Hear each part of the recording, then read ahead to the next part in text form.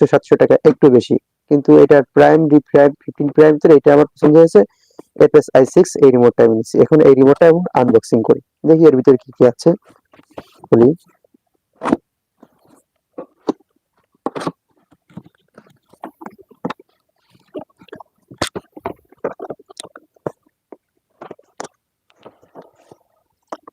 প্রথমে দেখতে পাচ্ছি ইউজার ম্যানুয়াল, ফ্ল্যাশ স্কাইড যে রিমোট যে আমরা যে কন্ট্রোল করব কিভাবে কি করব এটা সম্পর্কে জানার জন্য আমাদের একটি ইউজার ম্যানুয়াল আছে।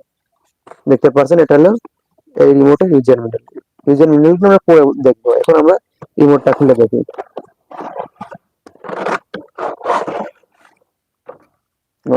দেখতে পাচ্ছেন খোলার ভিতর ওয়ারেন্টি বা গ্যারান্টির কোনো কার্ড মার্ড দিই নাই, এই যে এটার জন্য অপেক্ষায় ছিলাম। এপিএস i6 এপিএস i6 একটি রিমোট, এপিএস i6 ব্র্যান্ডের, এটা 2 এম্পিয়ার 4 হাইজেট বা 2.4 হার্জ কতগুলো থাকে। এখন আমরা এই রিমোটটা খুলে দেখি।